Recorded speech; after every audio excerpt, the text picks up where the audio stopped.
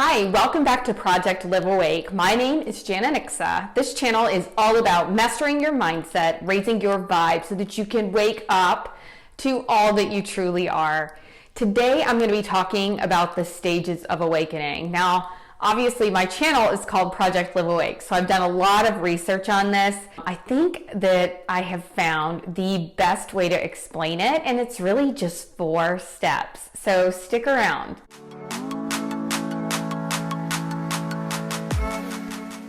Well, let me back up. So I said that I've done quite a bit of research on this, and I have. And you can find articles and books, podcasts, and all sorts of information about the stages of awakening.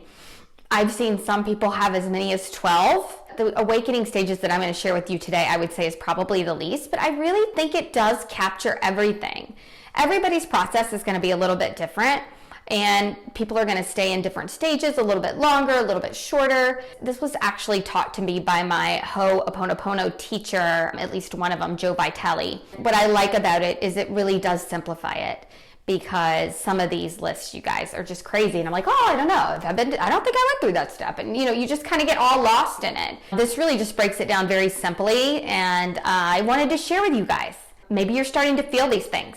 Maybe you're starting to feel different about who you are, where you are, what's your place in this world. Awesome. That's great. That's right where you want to be. So the first one is what I spent most of my life in, and most of us have spent most of our lives in, and that is victimhood. Victimhood meaning anything that happens, if somebody cuts you off, or if you get fired from your job, or if somebody doesn't like you, it's just that poor me mentality. Maybe even is strong to say the world's out to get me. Personally, I never quite got to that level, but I do know a lot of people that are. They walk around thinking the worst in the world, the worst in the people, and unfortunately, that really translates to thinking the worst in themselves. But, they don't take responsibility for what happens. It's just, that sort of mentality. And most people are in that stage. But then you move on to, and I remember it like it was yesterday, once you start learning more and you start opening yourself up more, meditation was a huge tool for me in this, you begin to realize that you have control of your own life. Shocking.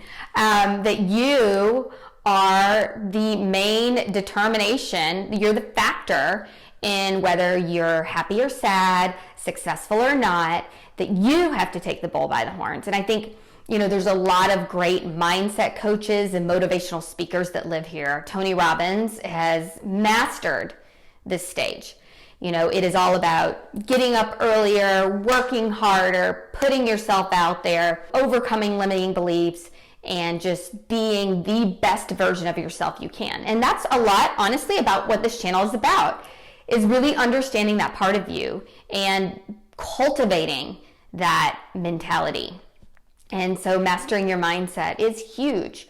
But you reach a different phase at some point, and I would have to say this might be coupled also with the dark night of the soul. The dark night of the soul is when you also realize that maybe you do have control, but there's also more to it, and that you really have to heal. You have to let go. You can brute force anything using that yang energy and pushing through. Mindset is huge, but you also have to heal. You also have to do the shadow work. You have to look at the things that make you who you are. For example, we talk about the subconscious mind a lot, and it runs the show. So, consciously, outwardly, you can be thinking all of these mindset things and how you're going to do this and transform that, and that is amazing.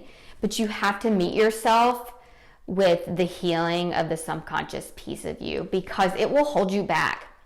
I've used this example before, but I think it really illustrates how this shows up for us. So say, for example, you are a 25-year-old female and you want to lose weight. You've been overweight since, adolescence, and you're ready.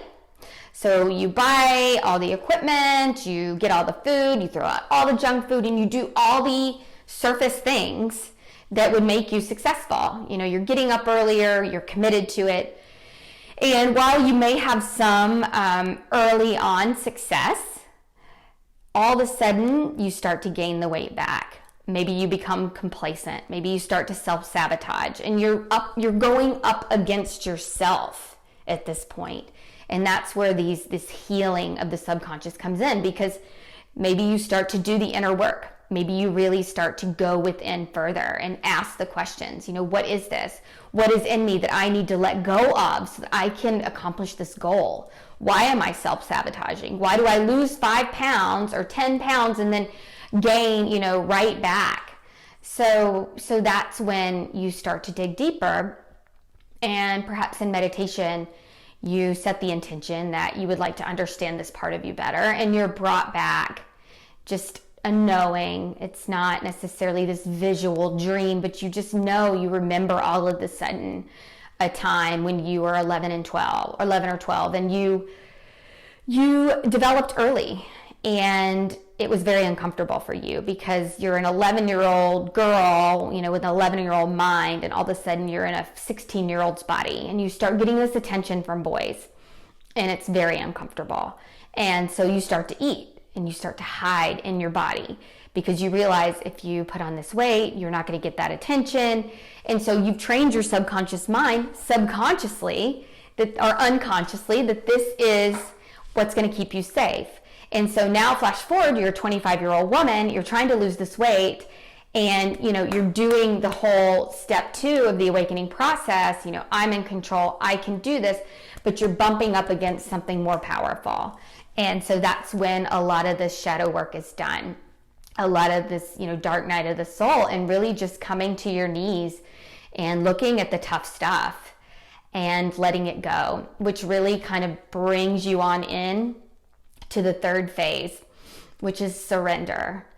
You realize that as much as you can set your intentions, you can set your goals, and you can do everything you can, but you have to also surrender to the process, because you recognize that there is another force involved here, and that you're no longer fully in charge, that you are co-creating, that you work together on this. I tell my girls a lot, you can have anything you want if you put your mind to it, but the time frame is not really yours to control. And so you have to surrender. You have to surrender to that part of the ego, because the ego wants to control everything, and just trust. And so just getting in more of that sort of flow of the surrender and trust, but not losing yourself, which is something else I talk about a lot on this channel.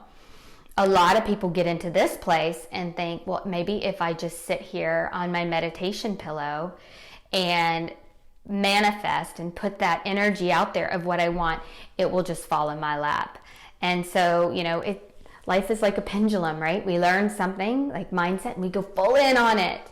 And then we realize we have to surrender some, but then we surrender so much that we don't do anything anymore. And then we have to kind of swing back to like the co-creation place where you do your part. If you're thinking about law of attraction, for example, in the name, it says action. So you are involved in this. And once you get some of the blocks out of the way and you clear up some of those things holding you back, you and the universe or God, whatever you want to call it, that force can co-create together. And so that's really the third phase. And then the final phase is just pure enlightenment. And to me, I've seen this phase, I've been there. I don't know that I always stay there, because I do take back my ego. I do fall, and I don't want to say fall like it's a negative thing, but we do slip back into old patterns. The interesting thing about this phase is I think I've had glimpses of it, and I know that others have as well, but I don't know that I've ever fully just stayed there. I don't know if that's really more of like a Jesus Christ type of figure or Buddha to truly be there all the time, but I know I have been there and spent time there.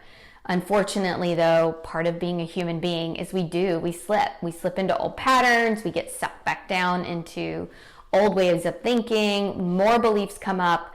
And so for me, and I don't know why more spiritual teachers don't talk about this, like you just reach this level and then poof, you're there forever.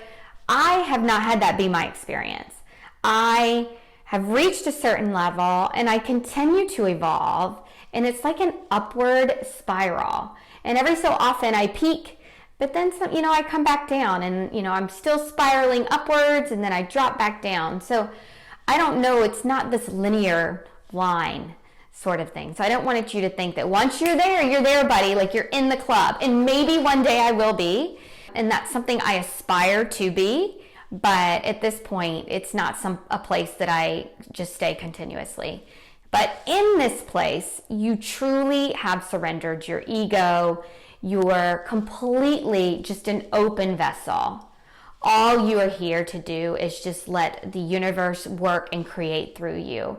So you really, truly just walk that path of centered, calm, joy. You really have no intention other than whatever needs to shine and come through you.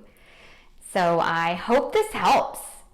I know for me, I really like to see the big picture of where I've been, where I am now, and what I can aspire to. So let me know what you think and what stage you are. Don't forget to comment below, and I'd love to hear your experiences. Have you experienced the dark night of the soul?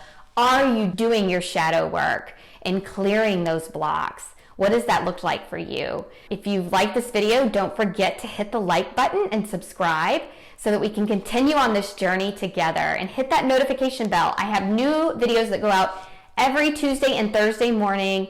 I'd love for you to get notified when my next video is up. And thanks again so much for watching. And as always, keep shining your light.